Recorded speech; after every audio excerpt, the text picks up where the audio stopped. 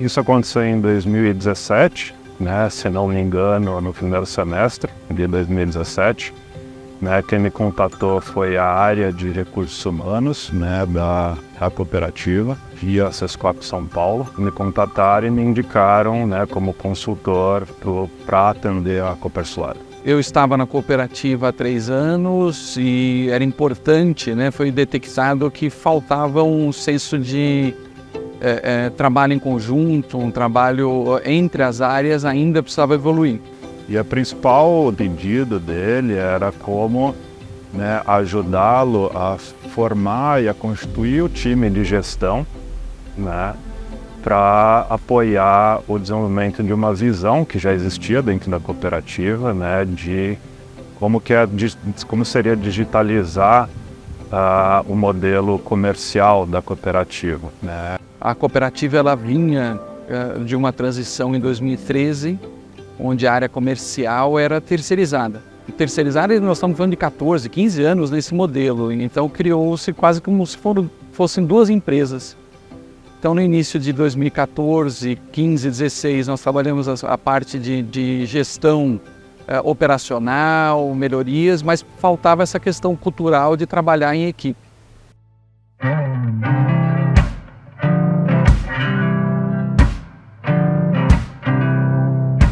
Imaginar uma cooperativa, no nosso caso, nós temos 100 cooperados, imaginar que tem 100 sócios, né, olhando para uma empresa, né, porque os associados, os cooperados, eles têm o papel de fornecer o produto, no nosso caso, mas também eles são os donos, né, entre aspas, da cooperativa.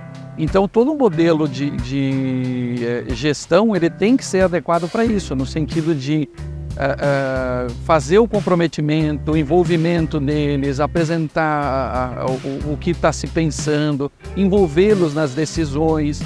Porque se você for fazer numa linha ou de empresa, ou de, olha, decidiu, a liderança decidiu e vocês têm que fazer o serviço, não vai funcionar. Sistematicamente a gente pode dizer que no desenvolvimento organizacional a gente vai olhar para a gestão do negócio, né, para o modelo de negócio daquela organização. A gente vai olhar para o modelo de gestão, que é como fazer aquele negócio acontecer, né? E também vai olhar para a base de tudo isso, que são as pessoas, né? Era uma visão muito única ainda, né? Hoje está muito em voga a questão da digitalização, mas na época era muito visionária essa provocação, né?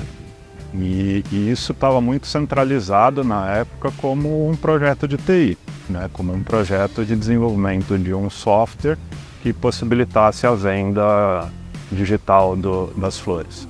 O trabalho que o Daniel trouxe foi ajudar a gente a entender que o sistema da Forfora não era só da Fabiana, era da cooperativa inteira, né? Todo mundo entendeu que não era o Fabiano, que não era, mas cada um tinha uma responsabilidade dentro do processo, dentro do sistema.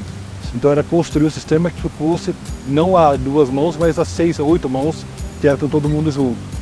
Cada um começou a ver um pouco o seu papel nesse sentido. Para todo mundo aquele era um projeto de TI.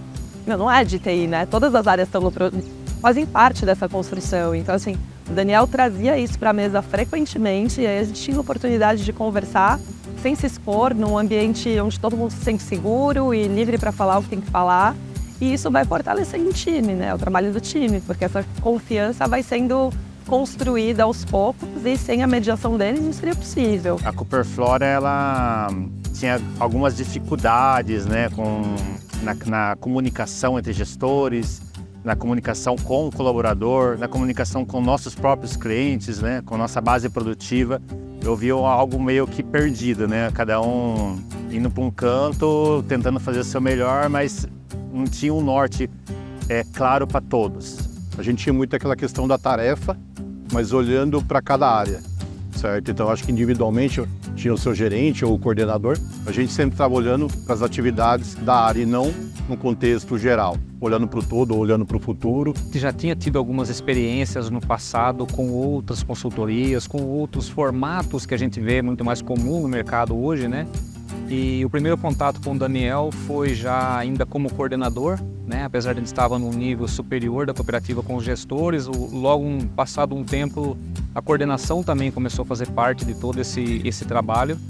E para mim foi bastante impactante assim a forma, porque de fato o jeito que a estrutura que ele traz é bastante interessante, né? Porque vou entrar lá dentro, vou entender e vou aplicar aquilo que eu sei de uma forma harmoniosa, de uma forma de respeitar o ser humano, de respeitar as pessoas, de respeitar os cargos na forma de construção e tentar buscar a melhor interação entre as equipes nesse sentido, de uma forma a entender e não chegar com algo muito pronto e botar a goela abaixo isso e todo mundo vai seguir aquilo, tá? Fora o lance da digitalização, o que mais mudou foi a própria gestão das pessoas mesmo, sabe?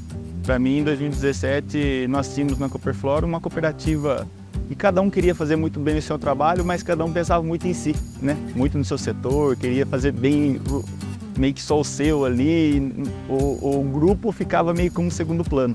A gente tinha poucas interações em que o grupo pensava nas coisas em conjunto, em que a gente olhava para a estratégia em conjunto. Em relação à cultura, né, organizacional, o que eu via é que no papel a gente tinha também coisas, né, aqueles valores básicos, né, se coloca na parede, e que a gente precisava transformar e pensar diferente. Então também começamos esse trabalho e hoje a gente, né, entre os colaboradores, entre os gerentes, né, o nosso diretor, os cooperados, todo mundo já entende que nós temos um jeito de ser, né, que é o jeito de ser da Cooperflora.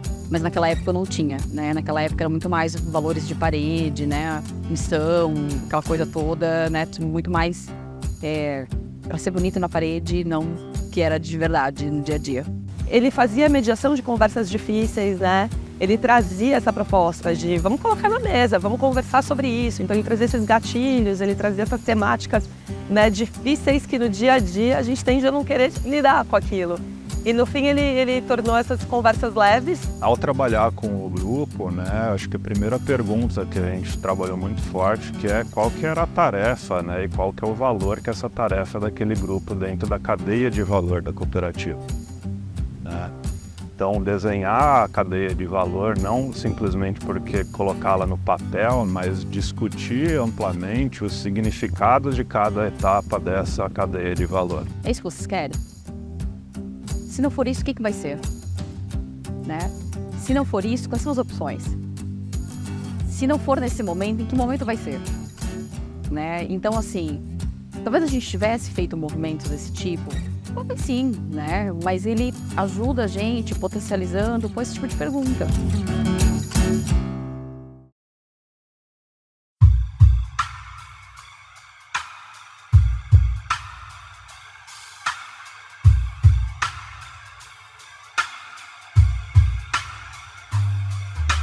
Para nós foi muito difícil.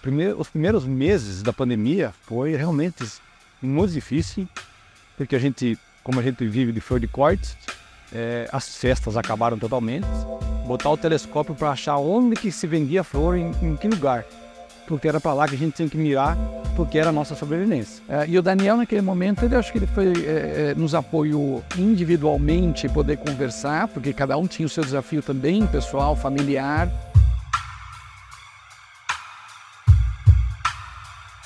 Felizmente hoje a gente voltou e maior do que era, né? Hoje a gente é o dobro do que era antes no momento da pandemia. Então eu acho que a consultoria do Daniel foi bastante, ajudou muito a manter, falar, olha, vamos organizar esse tabuleiro dessa forma aqui para a gente conseguir dar a volta por cima. E ao longo desses anos a cooperativa evoluiu. Hoje nós estamos falando de 75% da venda é online. É um mercado B2B, é um mercado que não vende direto ao consumidor, mas vende a atacadistas, a grandes varejistas. Então isso é um diferencial, você fazer uma venda online para atacadista, é um mercado profissional. Ele passa a ser muito, né, o 24 horas, 7 dias por semana também, então isso é uma coisa que hoje o nosso modelo, 26% da venda é fora do horário, então tem também é interessante, você não precisa estar presente para fazer a venda.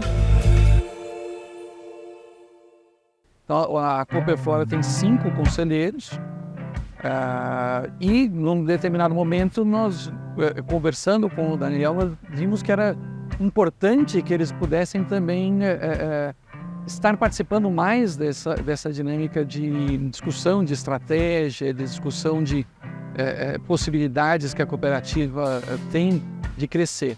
Você contrata um consultor para lidar com o pessoal do executivo, que é para fazer um treinamento, para fazer um coaching, no caso que é de fato o que o Daniel está fazendo, é uma coisa. E a hora que você pega um outro público, que é do conselho, que de fato é o produtor, que eu falo que é o cabeça dura, isso talvez também foi um desafio grande para o Daniel. De tentar entender a nossa cabeça e tentar botar na nossa cabeça como é que a gente tem que pensar, sabe? Para lidar com esse crescimento que a gente espera para a Cooperflora. Então, eu acho que foi um desafio muito grande. E para nós, do conselho, eu acho que é uma ajuda gigante.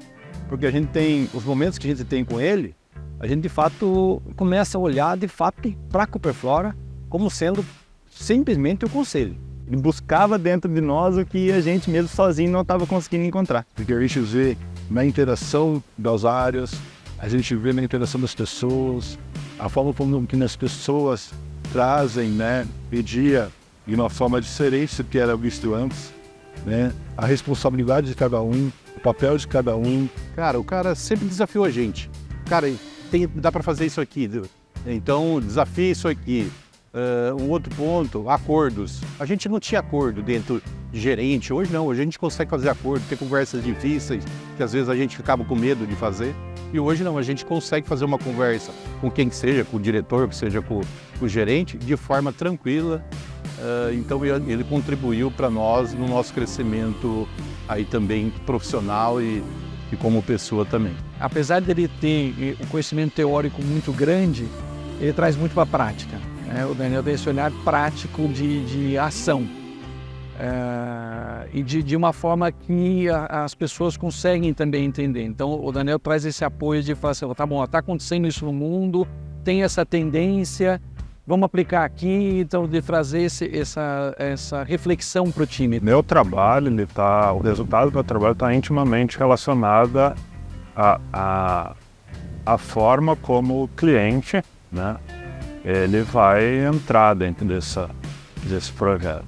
Então, acho que esse é o primeiro ponto assim, da metodologia, né? De ajudar os decisores a enxergarem seus padrões que fortalecem ou que inibem o desenvolvimento da organização, né? Então, o segundo ponto é a necessidade ou lidar com a ansiedade de querer ter um projeto para que essa transformação aconteça versus, né, fazer a transformação ir acontecendo.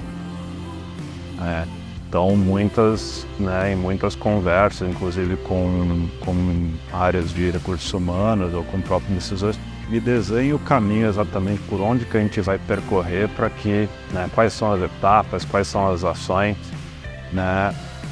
E eu falo, a ideia talvez é por aqui, mas eu tenho certeza que outras coisas vão acontecer no caminho, né? Então, lidar com essa ansiedade e não ter o controle sobre o que vai acontecer, esse é também uma prerrogativa para o trabalho de desenvolvimento organizacional. E para isso você precisa de uma confiança e desenvolvimento de uma confiança muito grande do grupo de decisores para lidar com a ansiedade de não controle sobre muitas vezes o futuro. Não adianta eu querer fazer coisas legais para as pessoas, envolver comunidade e tudo mais, se não tiver conexão com o negócio, né? Então a DMBO faz isso, né? Ela traz essa perspectiva. Vamos olhar para as pessoas, precisam estar engajadas, os processos têm que estar funcionando, mas tem que fazer sentido para o negócio.